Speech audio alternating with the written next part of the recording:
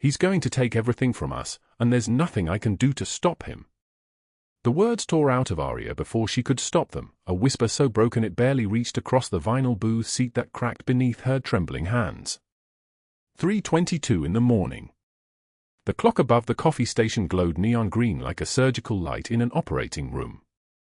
Rain hammered the windows so hard the glass rattled in its frame, summer thunderstorm turning the parking lot outside into a river of reflected streetlights, and Aria Hartley sat alone in the empty Cup Diner on Aurora Avenue in Seattle, 5 crumpled dollar bills and scattered coins spread across the chipped formica table in front of her. $5. That was everything. Beside the money lay a letter-stamped final notice in angry red ink. $85,000 demanded in 3 days. 3 days. The checkered floor stuck to her worn sneakers, sticky with decades of spilled syrup and strong coffee, and outside in the parking lot, her 2 children slept in a borrowed car because their apartment locks had been changed that morning. Emma was 6. Michael was 4. The waitress poured stale coffee without asking, 3rd refill of the night, and pity lived in her tired eyes. The kind of pity that comes from watching someone count the last coins they will ever have. Aria did not look up. She stared at the letter instead, at numbers that might as well have been written in a language she did not speak. What she did not know was that 3 booths behind her sat a man waiting for a phone call about betrayal. Alejandro Caruso was 6'2", broad-shouldered, with dark hair silvered at the temples like a man who had seen too much too soon. His suit cost more than Aria's yearly salary, tailored Italian silk in absolute black, and the rain had soaked it so completely that it clung to his chest like a second skin. A scar ran from the corner of his left eye down to his cheekbone, thin and white and perfectly straight, the kind of scar that came from a blade wrapped in precision and rage. His hands were massive, scarred across the knuckles, and he wore a gold watch on his left wrist that alone was worth more than the car parked outside where Aria's children slept. He was a Sicilian Mafia boss worth $2 billion. He sat in the booth with Sergio to his left and Dario across from him, both men in matching black suits, both men with the quiet exhaustion of people who had been working for 18 hours straight. The 3 of them did not speak. They simply waited, and the waiting had a weight to it, the weight of men who were used to making other people wait instead. Alejandro watched Aria count pennies. He watched her wipe tears with napkin after napkin. He did not know her name yet. He did not know that she had not slept in 36 hours. He did not know that she had not eaten since yesterday's shift at the Meridian Hotel, where she worked double shifts and where the manager Douglas Hale stole her tips and threatened to destroy her if she reported what his hands had done in the dark corners of the back hallway.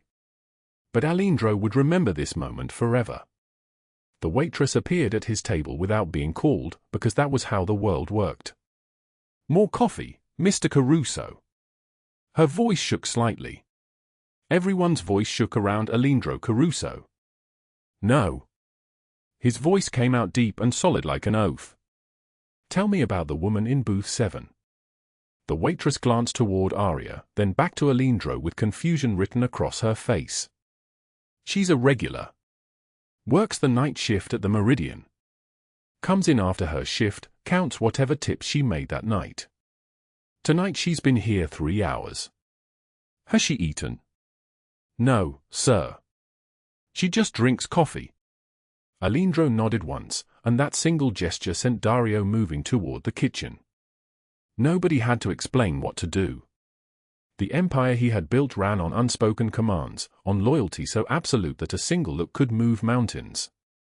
Within 5 minutes, a plate of eggs and bacon and toast appeared in front of Aria without explanation, placed gently by Dario's massive hands.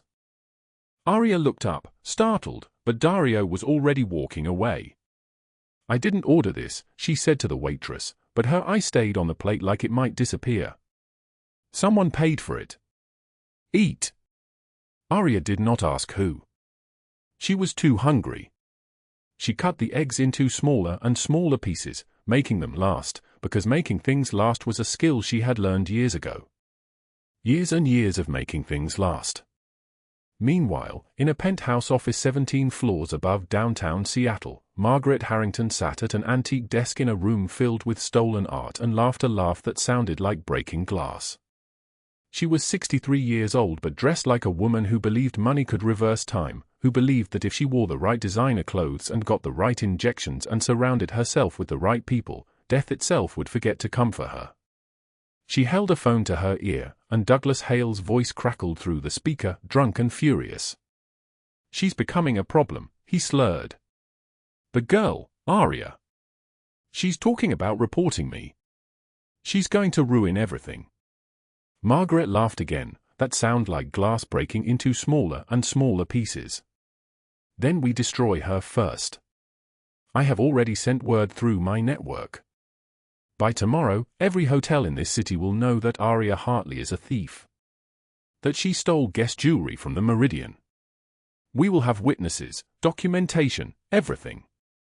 She will be unemployable, Douglas. She will have nothing. And the children. The system will take them. Children are always easy. The courts are already overloaded, the foster care system is drowning in cases. By the time she fights her way through the paperwork, if she even can afford a lawyer, which she cannot, those children will be in a home where they forget her name." Douglas made a sound like an animal that had just tasted blood. "How long?" "By morning, the rumors will be everywhere. By tomorrow night, she will be arrested. By the end of the week, she will be nobody. Just another invisible person the system crushed." The phone went silent. 3 booths away, Aria finished eating and pushed the empty plate to the side. She had not cried while she ate. She had learned long ago that crying wasted the tears you were going to need later. Instead, she pulled the final notice letter back toward her and stared at the numbers again, as if by looking at them long enough she might discover that she had misread them, that it actually said 5,000 instead of 85,000, that there was actually a path forward instead of just a wall getting higher and higher. She counted her money again. $5.47. Behind her, Alejandro's phone buzzed. He read the message, and something changed in his face, something cold and dangerous. His jaw tightened. His hand made a fist. Sergio leaned forward, and Alejandro whispered something that made both men stand up immediately, moving toward the exit with the speed of people who had just received an order that could not wait. But Alejandro did not leave. Instead, he walked toward booth 7 and sat down across from Aria without asking permission. She looked up, startled, and found herself facing a man whose eyes were the color of a storm that had not finished destroying everything yet. "What is your name?" His voice remained deep and solid. "Aria. Aria Hartley." She could not explain why she answered. Something in his presence demanded truth. "Aria." He said her name like it meant something. "You are in trouble." She did not ask how he knew. She simply nodded. "Tell me." And so she told him about Douglas Hale and his hands in the darkness and the money she did not have and the children sleeping in the car. She told him about the Meridian Hotel and 8 years of being invisible and the way Margaret Harrington's network had already begun destroying her reputation like a blade through butter, and when she finished, tears were finally falling, rolling down her cheeks like water that had been held back for so long it could no longer be contained. Alejandro listened without moving. When she finished, he stood up and made a single phone call. Find out everything about a woman named Aria Hartley. And find out everything about Douglas Hale and Margaret Harrington. I want answers within the hour. He hung up and looked at Aria. "You are not invisible anymore," he said. And that single sentence changed everything. Before we continue, drop a like if this story hits you. Share it with someone who needs to hear it and subscribe so you don't miss what's coming tomorrow. Now let us go back, 3 days earlier, to understand how 2 worlds that should have never touched became tangled together in a way that would reshape both of them forever. 3 days before the diner. 3 days before the rain hammering against those windows. 3 days before Alejandro Caruso sat 3 booths behind her and everything began to crack open like a shell revealing something precious inside. Pinehurst Elementary School, Seattle. 2:47 in the afternoon. The summer heat pressed down on the playground like a hand that would not release, and 6-year-old Sophia Caruso collapsed during recess near the swings, her small body folding like origami, her skin turning the color of old paper. She did not scream. She simply fell, and the children around her scattered like startled birds, and a girl named Emma Hartley, 7 years old with dark curly hair and her mother's serious eyes, did something that would change the course of 3 lives. Emma did not run to the teacher first. She ran to Sophia. She knelt beside the unconscious girl and noticed what no one else noticed, the small canvas backpack sitting abandoned near the basketball court. Emma knew about medical emergencies. Her mother had shown her. She knew about the shaking, the sweating, the way a body sometimes needed help to wake up. Emma grabbed that backpack, found the glucose tablets, and placed one under Sophia's tongue while whispering to the collapsed girl like she was soothing a frightened animal. "It is okay. You are okay. My name is Emma and I am here." Sophia's eyes fluttered open 2 minutes later. The school nurse arrived. Emma refused to leave Sophia's side, holding ice against the girl's temple, talking to her in a voice so gentle it seemed impossible that voice belonged to a child. By the time Sophia's father arrived, Emma had already promised to be her friend, had already drawn a small picture of a rainbow on a piece of paper from her pocket and pressed it into Sophia's small hand. The door to the nurse's office opened at 3:22 in the afternoon, and Alejandro Caruso walked in carrying the weight of a criminal empire in his shoulders and dressed in a suit that cost more than most people's monthly rent. Black tailored fabric. White shirt open at the collar, showing the defined line of his chest. His dark hair swept back from a face that had been carved by violence and held together by will alone. A scar ran from the corner of his left eye down to his jawline, thin and white and precise like the mark of a blade. He wore a gold watch on his left wrist, worth more than an entire year of Aria Hartley's salary, and when he moved, every muscle moved with intention, with the certainty of a man who had never had to rush because the world waited for him. He looked at his daughter sitting on the nurse's bed, and the hardness in his face fractured. Just for a moment. Just enough. Sophia. Her name fell from his lips like a prayer. Papa. She reached for him, and he crossed the room and lifted her into his arms with such tenderness that the school nurse, standing near the doorway, felt something shift in her chest. She had been warned about this man. The name Alejandro Caruso did not whisper through Seattle's dark alleys without reason. But holding his sick daughter, he looked like every father who had ever loved something more than the ground beneath his own feet. Sophia pointed at Emma. "This girl saved me, Papa. She saved me. She stayed with me." Alejandro turned his gaze toward Emma Hartley. He studied the child the way he studied everything, completely, without missing anything. The worn fabric of her school uniform. The determination in her young face. The loyalty in her eyes. "What is your name?" His voice emerged deep and solid, a voice that had given orders to men who feared him. "Emma Hartley." He knelt down, and his men outside the office door exchanged glances they tried to hide.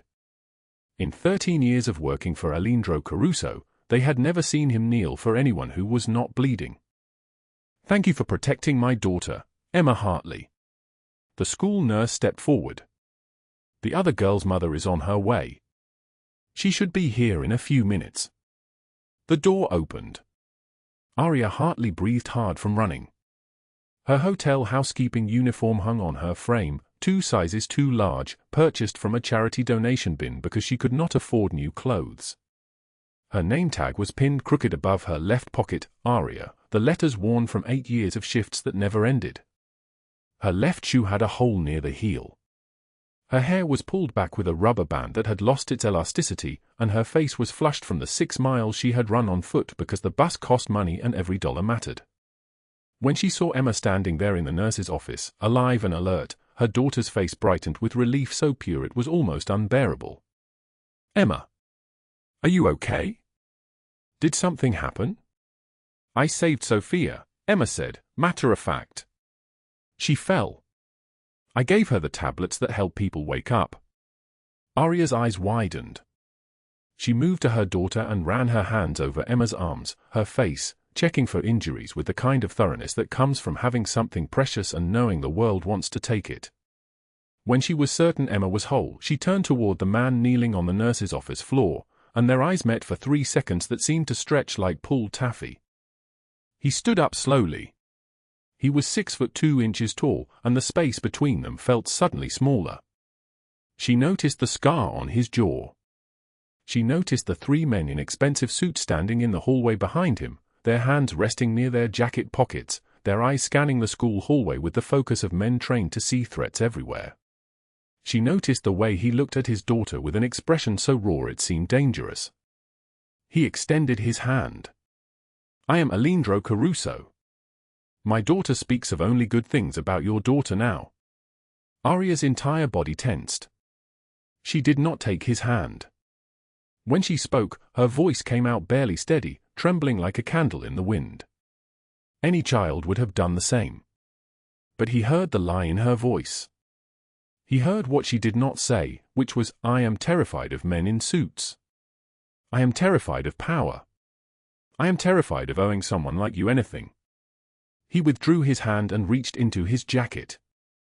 Her body went rigid. He pulled out a leather wallet and extracted $500 bills. The bills fanned out like a hand of cards, money that represented nearly 2 months of her salary, and he extended them toward her. For her bravery. For her loyalty to someone she did not know. Aria shook her head. Her hands did not move. Her face flushed deeper, a mixture of gratitude and humiliation burning across her cheekbones. "No. I cannot accept that." She helped because it was right, not for money. Something shifted in his expression. Marco, standing in the doorway, saw it, a recognition, a kind of respect that was rare in his employer's face. In 13 years of working for Alejandro Caruso, Marco had rarely seen him acknowledge virtue in anyone outside his immediate circle. "You are right," Alejandro said finally. He returned the money to his wallet. "Your daughter has taught both of us something valuable. That good exists without expectation of reward." He gathered Sophia into his arms and walked toward the door. Before he left, he paused and looked back at Aria one final time. She was holding Emma's hand, and the overhead fluorescent lights caught the exhaustion etched into her face, the premature aging that comes from worry and lack of sleep. She was 28 years old but looked 40. He noticed a scar on her left wrist, just visible beneath the edge of her uniform sleeve. The kind of scar that comes from something sharp and deliberate. "Your daughter is remarkable," he said. "I hope she never loses that." Then he was gone. The hallway fell silent except for the sound of expensive shoes on linoleum, moving away. Aria exhaled, a breath she did not know she had been holding. That night, she did not know that her name and her daughter's name had been saved in the memory of the most dangerous man in the Pacific Northwest. She did not know that his security team was already pulling up traffic camera footage of her walk to school, that they were already noting her address, her patterns, the place where she stopped every evening to count her remaining coins. Aria worked the night shift at the Meridian Hotel. 11:30 in the evening, and the linen closet on the 3rd floor was a narrow space with metal shelves towering 6 feet high, white sheets folded in precise rows, the air heavy with the smell of industrial detergent and bleach. The door was heavy. It closed completely. There were no cameras in the linen closets. Management had made sure of that. Douglas Hale pushed her inside at 11:37. He was 43 years old, with the kind of face that had grown soft and cruel with power, with thin blonde hair combed across a bald spot, with the faint yellow of cigarette stains between his teeth when he smiled. He wore a wedding ring no one ever heard him mention. He wore cologne so strong it seemed designed to mask the smell of something rotten underneath. "You called in sick last Thursday," he said. His voice filled the small space like gas seeping under a door. "That cost the hotel money. The guests in your assigned rooms complained. I had a fever of 103 degrees. I could barely stand. Do I look like I care?" His hand closed around her wrist, just above the bone, and he pulled her closer. His breath smelled like whiskey and cigarettes and the lunch he'd eaten 6 hours ago. "You owe me. You're going to work tomorrow's double shift. 14 hours. No overtime. And you're not going to complain, or you're going to find yourself unemployed and blacklisted from every hotel in this city. Is that clear? She pulled away. Her sleeve rode up. The scar on her left forearm, thin and white and running from her wrist toward her elbow, became visible. Douglas Hale saw it. He smiled. What happened there? Did someone hurt you? Aria did not answer. Nobody's going to believe anything a woman like you says anyway. So here's what's going to happen. You're going to work that double shift, you're going to keep your mouth shut, and you're not going to tell anyone about our little conversations. Because if you do, I'll tell everyone that you've been stealing from guests. I have security footage. I have witnesses. Do you understand me? She understood. She had understood this for 8 years. When she left the Meridian Hotel at midnight, carrying groceries purchased with the $8.50 she had earned in tips over 3 days, the August sky was darkening. Thunder rolled across Seattle like a distant warning. The wind was picking up, carrying the smell of rain and coming storms. The streets were emptying. The night was drawing in. She passed the Empty Cup Diner at 12:15 in the morning. Yellow light spilled across the sidewalk. Through the window, she could see vinyl booths and a handful of late-night travelers, truck drivers, and insomniacs and people for whom 3 in the morning was just another hour. She kept walking. The groceries were heavy. Her feet ached. Emma was sleeping in the car 3 blocks away, parked in a lot behind a closed pharmacy, doors locked, windows cracked for air, her daughter curled under a blanket that had been her own as a child. She did not know that Alejandro Caruso was inside that diner. She did not know that he was sitting in a booth near the back, phone pressed to his ear, listening to his consigliere explain that his brother Marco had committed betrayal so profound it would reshape the entire power structure of the Pacific Northwest. How much did they offer? Alejandro's voice was level, deadly calm. $1 million, his consigliere said. Shipped directly to an account in the Caimans. He moved the family's entire shipping route documentation to the Benedetti organization. The phone nearly shattered in Alejandro's hand. $1 million was nothing to him. The money was not the wound. The wound was the betrayal. Blood had meant everything to the Caruso family. Blood meant loyalty. Blood meant you would die before you broke the code. And his brother, his own blood, had chosen money instead.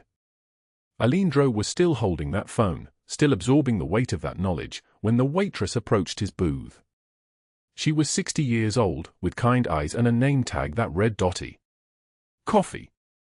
Yes. She poured it, and he did not drink it. He sat there at 12:27 in the morning, watching the steam rise from the cup, thinking about mercy and betrayal and the terrible choice that was coming toward him like a train with no brakes. He did not know that a woman carrying grocery bags and wearing a housekeeping uniform would walk past the diner on the other side of the glass. He did not know that she would glance at the lights and wonder what it felt like to sit somewhere warm and safe with a cup of coffee. He did not know that 3 days from now, he would be sitting in this same booth again, and she would be sitting across from him, and her entire world would shatter open. None of them knew. The diner was warm. The rain was beginning to fall. And 3,000 miles away, in a penthouse office on the East Coast, Margaret Harrington was reading an email from her associate Douglas Hale, and she was smiling with the kind of smile that comes before someone's life is erased. The diner door swung shut behind Douglas Hale, the bell above it chiming one sharp note before silence reclaimed the space. Rain hammered against the windows like fists demanding entry. Aria sat frozen in the booth, her arms still burning where his fingers had dug in, her breath coming in small trembling pieces. Emma whimpered from the corner booth where Michael sat with his crackers, not understanding what had happened, only understanding that Mama's face had changed. Alejandro Caruso remained standing, water still dripping from his dark hair, his black suit somehow immaculate despite the Seattle downpour outside. His scar caught the fluorescent light above the booth, a thin silver line from his eye to his cheekbone that had been earned in a place Aria could not imagine. He looked down at her with eyes the color of storm clouds, and when he spoke, his voice came out like gravel under a shoe, low and weighted with something she could not name. Your arm. Aria glanced down. Red marks were already blooming across her skin like flowers growing in fast motion, each one shaped like Douglas Hale's fingertips. She pulled her sleeve down quickly, a reflex from 8 years of hiding things. It's fine. He was just angry. He hurt you. Not a question. He hurt me because I cost him money, Aria said, and the bitterness in her voice surprised even herself. I was his perfect target. Alone. Desperate. No one to fight back for me. Alejandro sat back down across from her, and Aria noticed something shift in his face, a hardening around the edges like stone being carved. Behind him, through the rain-streaked window, she could see 2 men in dark suits standing outside the diner, completely motionless, completely focused on the scene inside. They looked at Alejandro like soldiers awaiting orders from a general. I'm Alejandro Caruso, he said, and the name meant nothing to her then, though later it would mean everything. And I need to understand what happened to you. Aria's throat tightened. No one had ever asked her to explain.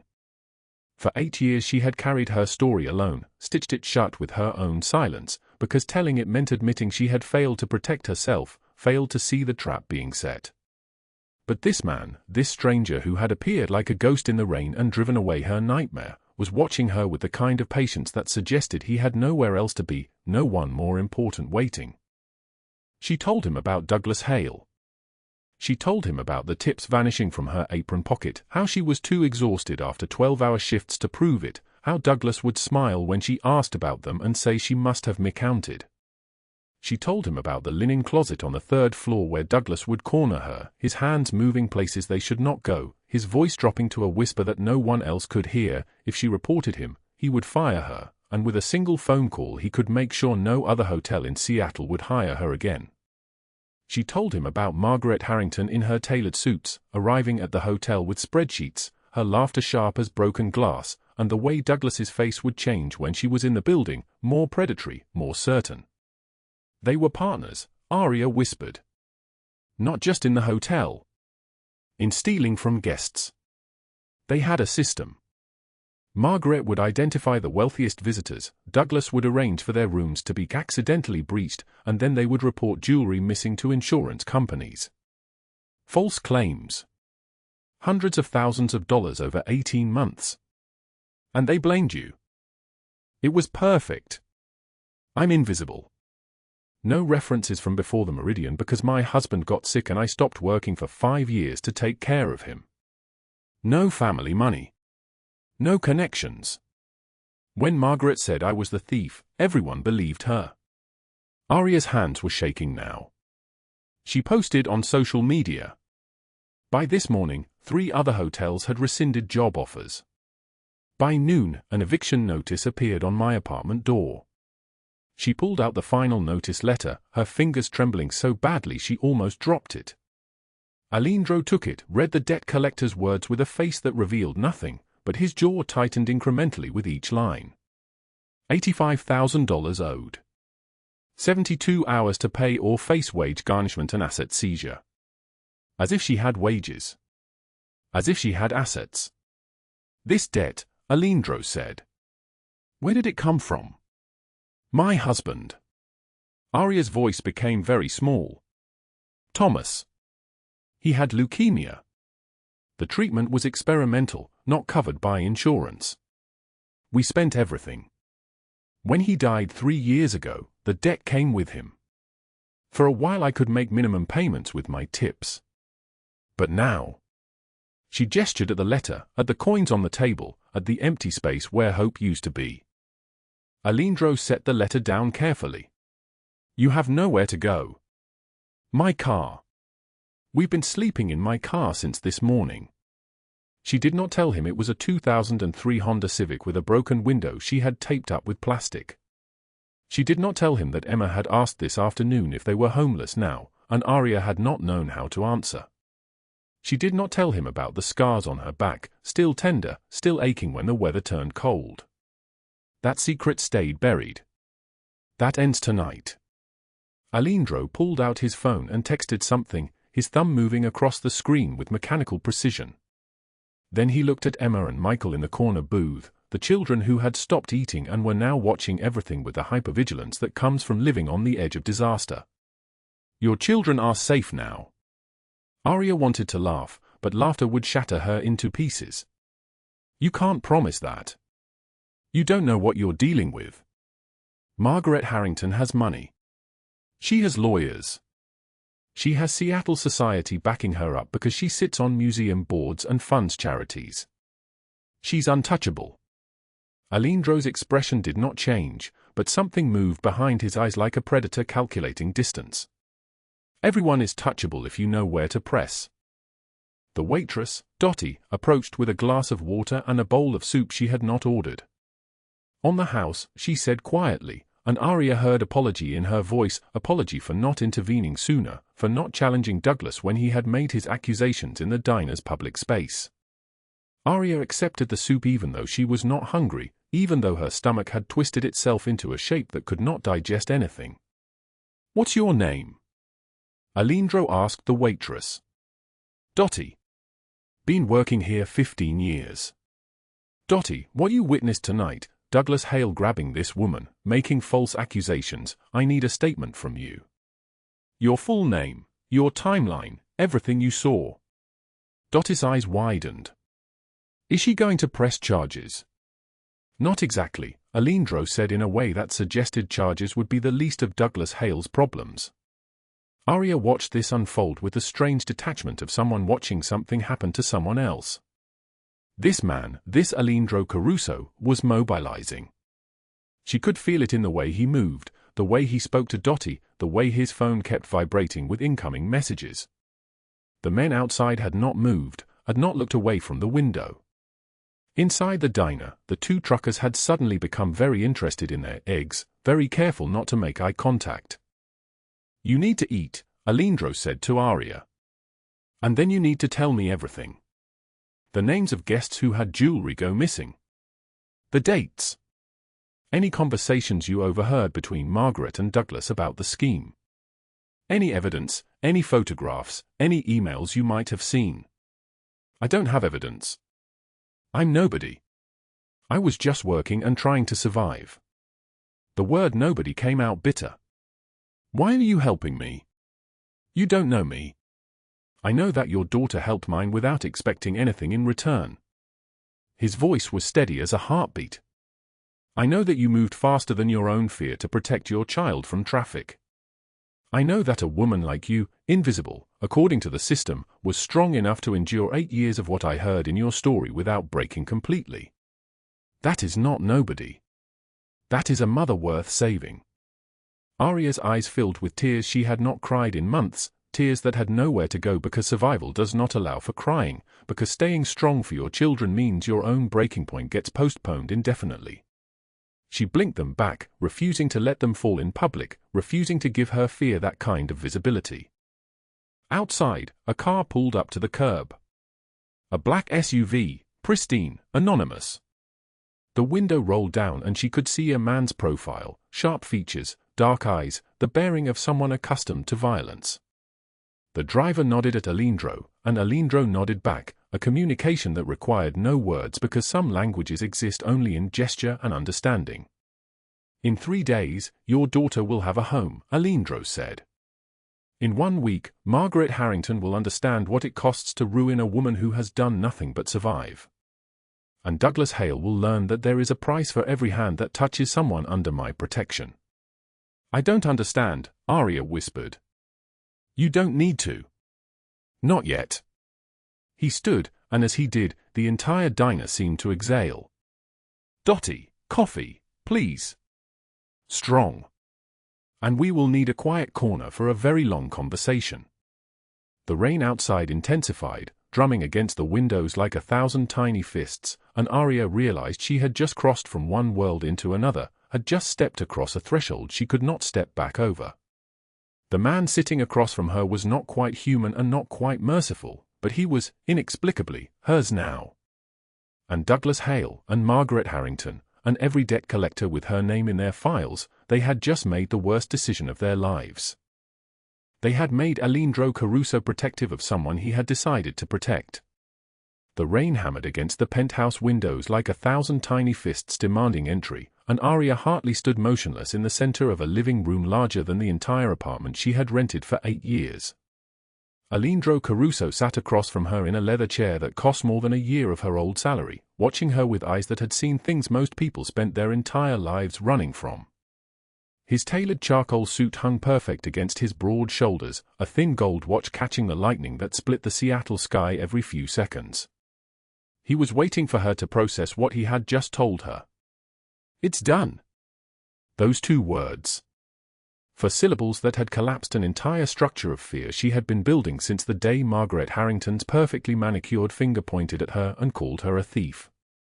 Aria's voice came out as barely a whisper, trembling like a candle in the wind. "What did you do?" Alejandro leaned forward, his movements controlled, deliberate, each gesture economical. "Federal agents raided the Meridian Hotel 6 hours ago. They seized 18 months of financial records showing fraudulent insurance claims totaling $340,000. Douglas Hale was arrested at 6:15 a.m. at his home. Margaret Harrington at 8:38 a.m. at her office." The words landed without hitting anything inside her. Aria couldn't connect them to reality. "How? How did you?" "I made a call. Gave investigators a trail to follow. They found the rest themselves. Douglas and Margaret were not careful. Arrogant people never are.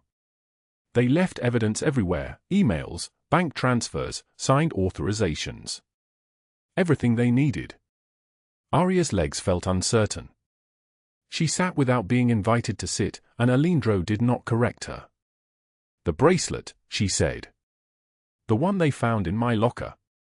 Security footage from the hotel's backup system appeared in the FBI's inbox this morning at 7:44 a.m. The footage shows Douglas planting it himself at 6:22 a.m. on the morning he fired you. "You are completely cleared. The hotel is issuing a formal public apology tomorrow. It will be in every newspaper."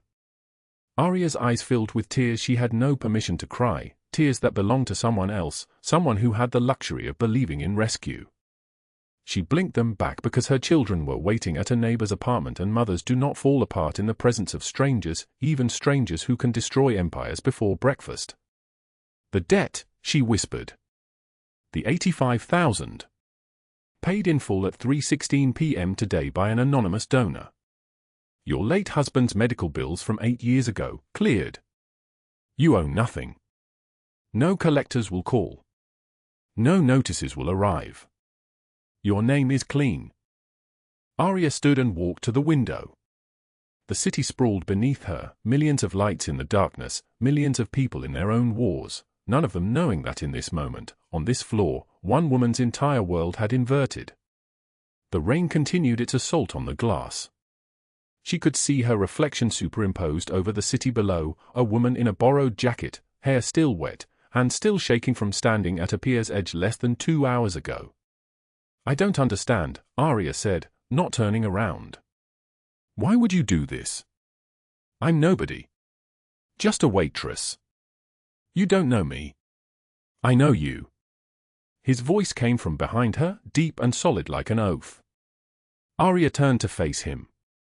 Alejandro stood, and even in stillness, his presence filled the room like water filling a vessel. At 6'1", with shoulders broad enough to carry the weight of a criminal empire, he looked at her with eyes that burned with something beyond anger, beyond mercy, something closer to recognition. The scar running from the corner of his right eye down to his cheekbone caught the lightning and turned silver. 3 nights ago, I sat in a diner watching you count coins on a chip table, he said. Watching you negotiate for free coffee when your children were hungry. And I saw my sister. He paused, and in that pause, something in his chest seemed to shift, to crack. My sister Sophia, 10 years ago. She was married to a man named Paolo. Abusive. She never told anyone. Too ashamed. Too afraid. When I finally found out, it was the night he broke 3 of her ribs. I wanted to kill him. I had the power to kill him. But Sophia begged me not to. She said she would leave him, that it would be fine. She was lying. 2 weeks later, he killed her. Stabbed her in the kitchen. Our mother was there. She died of a stroke the same night. Alejandro's voice did not change. His body did not move. But his eyes held a darkness that suggested he had been in that kitchen, that he had cleaned her blood from the tile floor himself. I was not fast enough to save Sophia. I was not fast enough to protect her. But I will not be too late again. Not for anyone who reminds me of what I failed to do. Aria's hands moved to her mouth. She had not expected this. Had not expected the tower of muscle and violence standing before her to carry his own grave, his own ghosts. I'm sorry, she said, and meant it with a depth that surprised her. Don't apologize. Listen. It's done. Douglas Hale sits in a King County holding cell right now, charged with fraud, embezzlement, and theft. His bail is $500,000. His assets are frozen. His lawyer quit when her office was raided. He will spend the next 40 years in federal prison if he's lucky. Aria thought of Douglas's hands on her hips, his breath stinking of whiskey, his voice calling her ungrateful when she flinched. 40 years. She should have felt satisfaction. Instead, she felt nothing. Justice and mercy were not the same thing, and she had learned long ago that revenge was just another form of drowning. And Margaret? Aria asked. Margaret Harrington's situation is more complicated because she's more intelligent than Douglas. More careful. But not careful enough. Alejandro walked to his desk and pulled up a video on his computer screen. Aria saw the familiar lobby of the Meridian Hotel, the front desk, the security camera footage from that morning. In perfect clarity, she watched Douglas Hale insert the bracelet into her locker at 5:44 a.m., his movements quick and practiced, as if he had done this before. As if he had destroyed women before. Your employer has been cooperating with federal investigators for the past 4 hours, Alejandro continued. The hotel's owners knew about the fraud. They were partners. They will face charges themselves. Margaret's husband filed for divorce at 10:38 a.m. and is cooperating with prosecutors in exchange for immunity. He's given them access to their shared accounts, which show Margaret transferred $1.2 million in fraudulent proceeds to offshore accounts in the Caymans. Aria watched the video of Douglas, and she realized she was watching a man whose life was ending, not death, because death would be too quick, too easy, too merciful. This was slower. This was the systematic erasure of everything he had built. This was the knowledge, settling into his bones in a holding cell, that he had made the worst decision of his life when he decided to destroy a woman who was already under the protection of someone he should never have crossed. Margaret will serve 60 years if convicted on all charges, Alejandro said. She will die in prison. Aria's voice shook. You did all of this in one day. I made calls. People listen. She turned away from the screen. The news. People will know you had something to do with this. I had nothing to do with it. Federal investigators discovered fraud. They built a case. Justice moved quickly because the evidence was so clear. It happens. Sometimes. He closed the laptop. Your reputation will be restored within 72 hours. You will receive interview requests from every news station in Seattle. You will decline them all. You will take the job I've arranged for you, a director of operations for a non-profit foundation that helps single mothers escape domestic violence. Starting salary, $90,000 per year. You will work from downtown Seattle. You will have flexibility for your children. You will never work in a hotel again. Aria's mind could not catch up. The words were arriving faster than she could process them. You've already arranged. The foundation exists. My foundation. I created it in memory of my sister. It needs someone who understands what your clients are experiencing. Someone who has lived it. That person is you. Thunder cracked directly overhead, so loud that Aria flinched. The sound seemed to split the sky open, and for a moment, The penthouse was flooded with white light. In that light, Aria hardly made a decision. She crossed the distance between them, stood in front of the most powerful man in Seattle, and slowly lifted the back of her shirt. The scars emerged like a map of every wrong thing she had survived. Burn marks from cigarettes. Belt marks running in every direction like a geography of hell. The word mine carved into her left shoulder blade with a kitchen knife. The thick white line where her husband had dragged her across broken glass. All of it, exposed. "My husband," she said, her voice steady despite her trembling. 8 years ago. Before he died. Before I killed him in self-defense when he tried to drown Emma in the bathtub. She turned to face Alindro, pulling her shirt back down. I buried him in the woods. I told everyone he left us. I have lived every single day since that night waiting for someone to find out, to arrest me, to take my children away. I have never told anyone.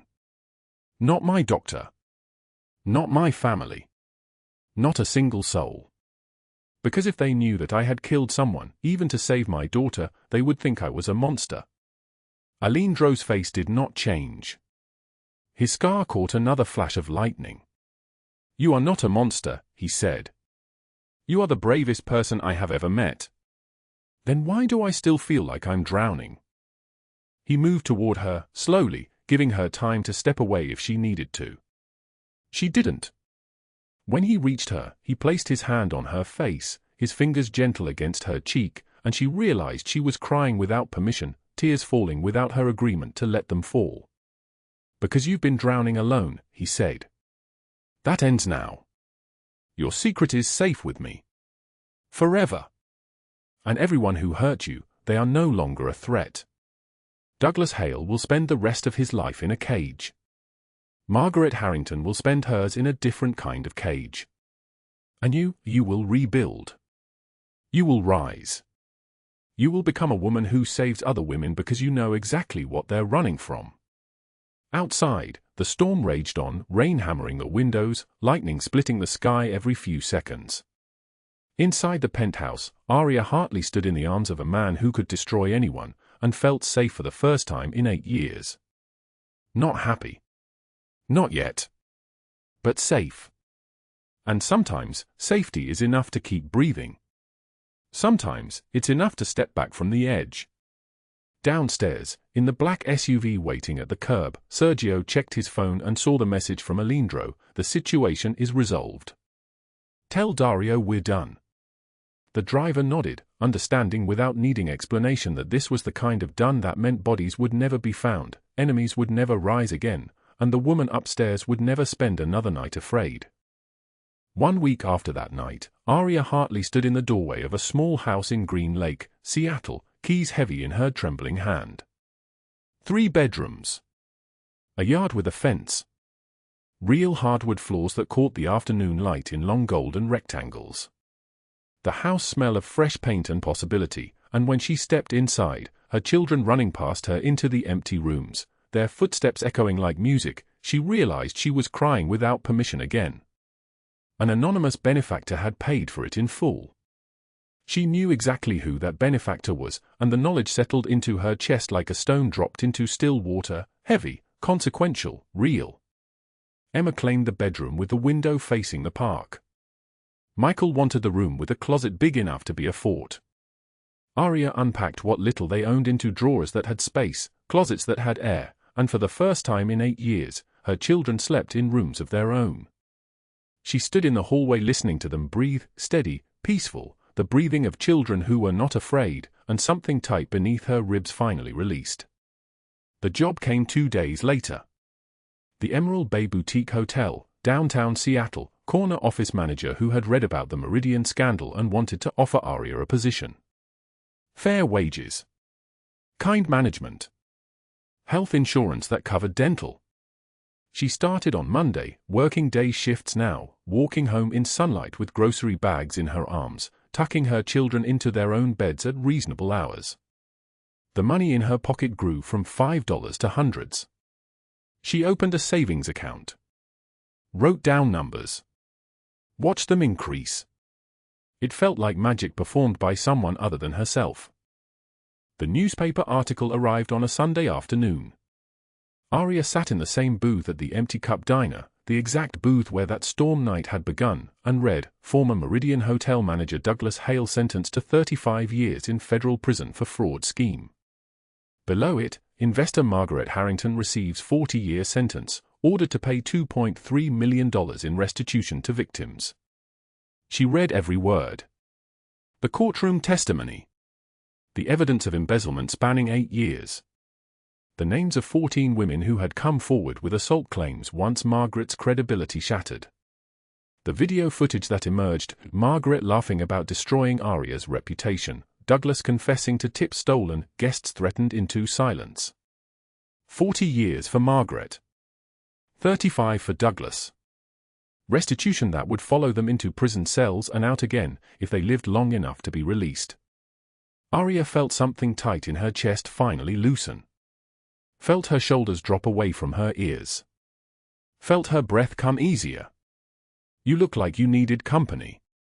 She looked up to find Alejandro sliding into the booth across from her, small smile, expensive grey suit, that scar catching the afternoon light slanting through the windows. He ordered coffee he didn't drink and sat in silence while she read the article a second time, a third time, each reading sinking the reality deeper into bone. They talked for 2 hours. About his daughter Sophia, thriving now in a new school, her collapse a distant fear that no longer visited her sleep. About his brother Marco, who had been handed to a rival family weeks ago as insurance, a choice that still haunted Alejandro's sleep but kept the remaining children safe. About the cost of survival. About the weight of secrets that could not be spoken aloud but could be shared in silence. Aria told him the full story of her husband, the night she fought back, the years she spent hiding the scars, the way she learned to smile through bruised ribs. Alejandro listened without judgment, his dark eyes steady, his silence a container large enough to hold all her accumulated pain. Then he told her about his wife, dead from cancer 5 years ago, how he had failed to save her from disease but had refused to fail their children after. 2 people who understood that love sometimes means making impossible choices. Rain began to tap against the diner windows, soft summer rain, not a storm, just a gentle insistent reminder that weather changed, seasons turned, nothing stayed the same. The bell above the diner door chimed. Emma ran inside with Sophia, both girls breathless from the park across the street, ice cream melting down their wrists, laughter spilling from their mouths like light. They begged for quarters for the jukebox. Alejandro gave them bills instead, waving away Aria's protest, watching as the girls disappeared into the corner and an old song started playing, something from decades ago that belonged to no particular era, just timeless and true. They watched their children dance on the checkered floor. Emma twirled and Sophia clapped. Emma's movement still held the careful precision of a child who had learned to be small, to take up minimal space. But something was changing. She was beginning to move like she believed she was allowed to occupy the world. Alejandro reached across the table and took Aria's hand. His palm was warm, scarred across the knuckles, the hand of a man who had fought his entire life. "You know what I am," he said. "What I do. I will never lie to you about that.